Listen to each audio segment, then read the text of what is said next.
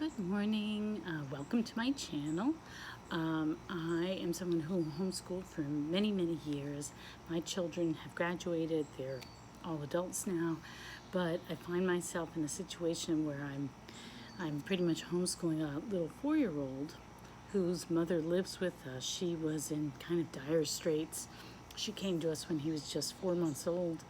She's been living with us ever since. She's like a daughter to me, and her son is like a grandson to me. And so, especially with COVID, he was going to a very, very charming little preschool, but it's not going to open. So he needs some homeschooling.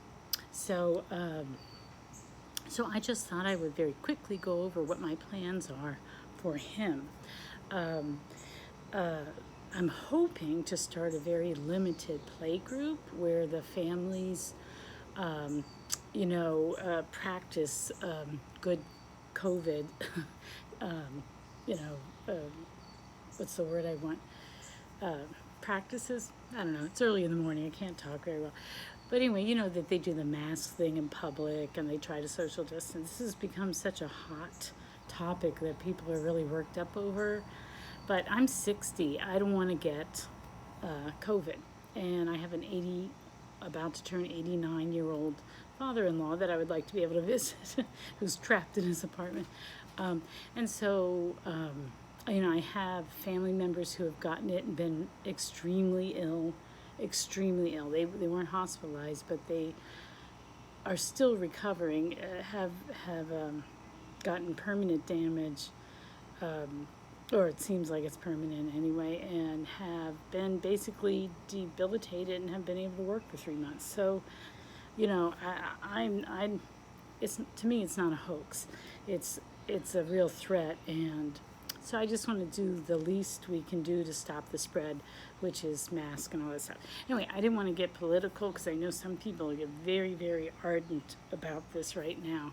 I don't want to alienate anyone. If you are in that, if that's your thing, I'm sorry if I've offended you, but it's making it hard to get this play group going because I think people are turned off by that or they're too scared to.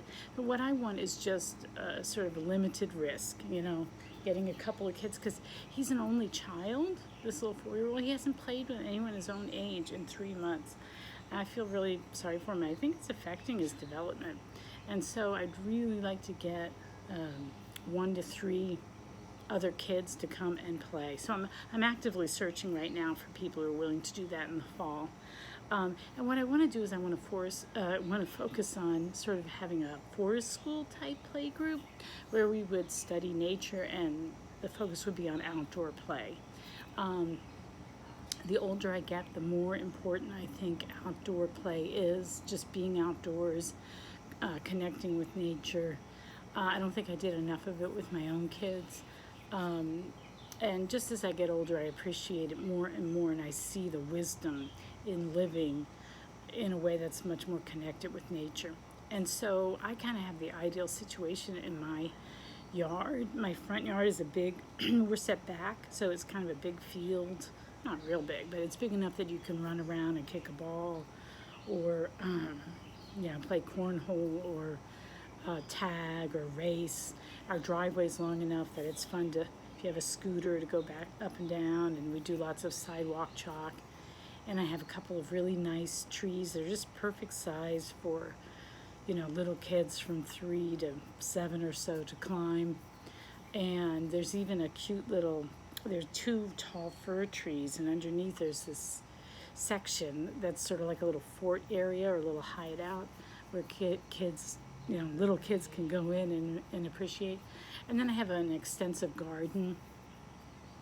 And then I have another area of the yard back inside of woodsy. The area behind me with all the trees is still our yard. And there's a fort that my husband and older kids built, 15 years ago, something like that. And there's a whole area there where kids can play. And then in back of us is a pond, and there's trails we can go on. We're near a little farm where we could go, and it really would be ideal for this forest school type playgroup, and I feel like I'd have enough energy to do it a couple of mornings a week, and just the parents could stay, or they, whatever. So that's the thing I'm focusing on right now, and I just wanted to show you some of the books that I'm looking at. First of all, we've got, and this is just a smattering of the guidebooks that I have. I've got 2 on birds. These are from, I gathered these over 21 years of homeschooling. So this is, for some reason, I have 2 books on eastern birds, because I'm on the east, in the east. This is a wonderful one on wildflowers. This is a nice one, mammals, reptiles, and amphibians.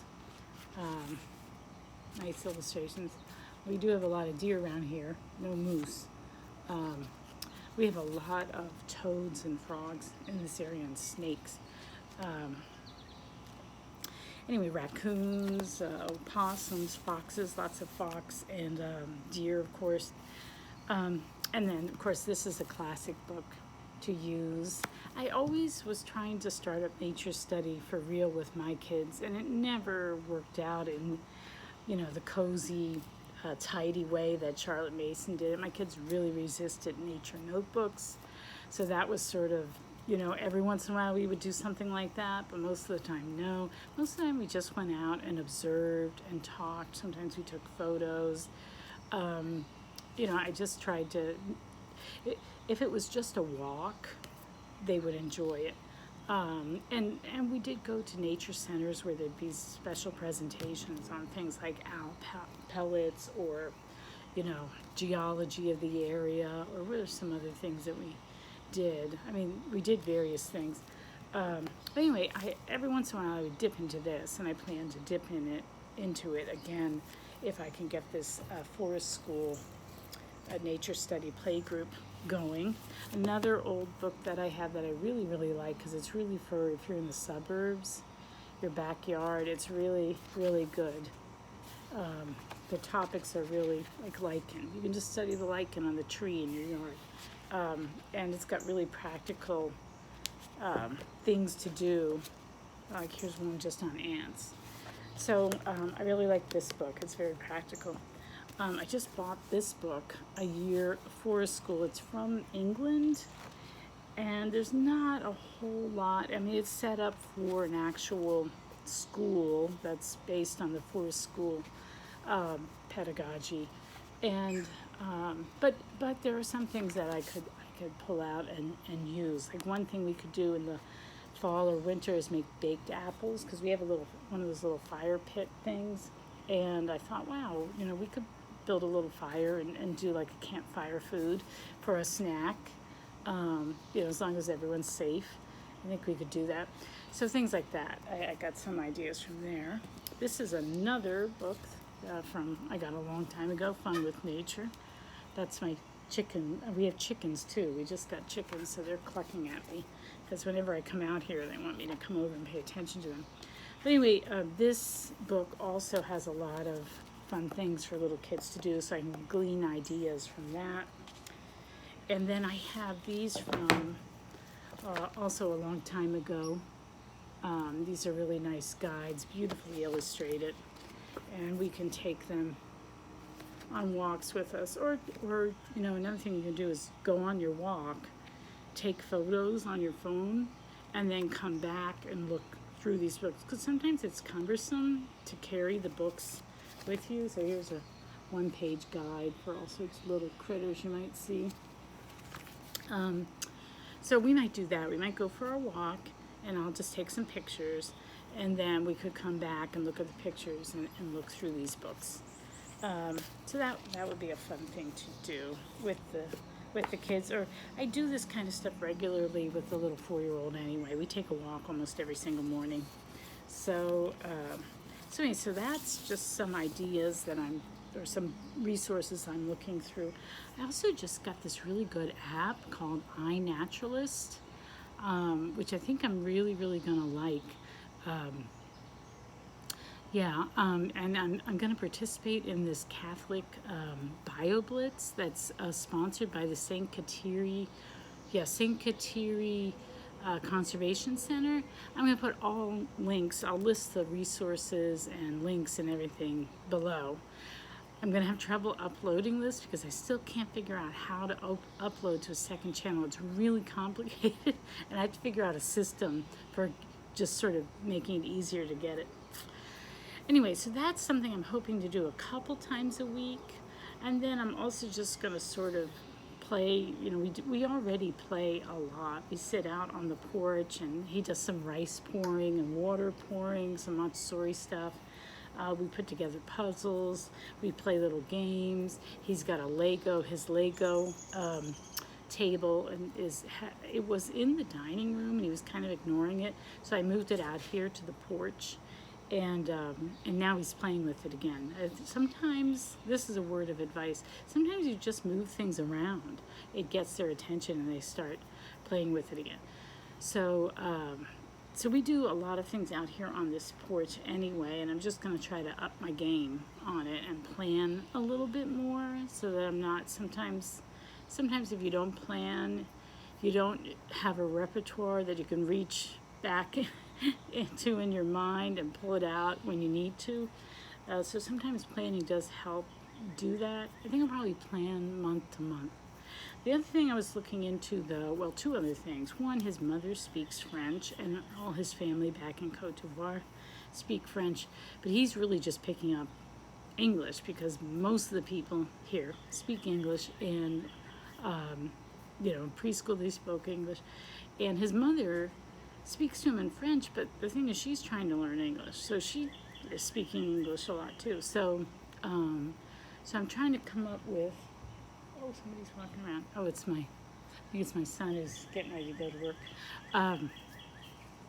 So I'm making this too long. I'm going to try and wind it up really quickly. Anyways, I'm looking into French, like inexpensive French materials, just to help make French more of an element in our household. And the other thing is religion. I was looking into Sophia,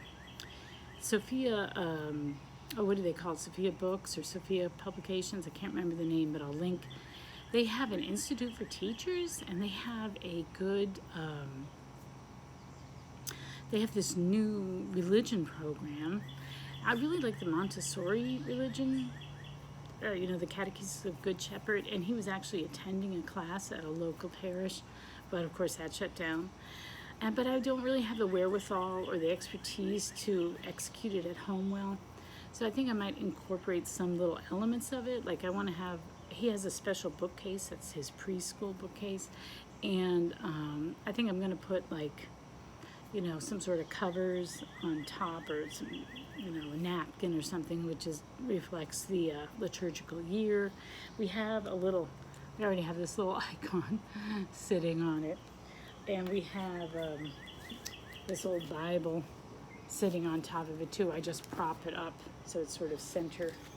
But I haven't really been doing anything consistent, and we haven't been going to church, so he doesn't get to witness that. So I feel like I need to really, again, up our game.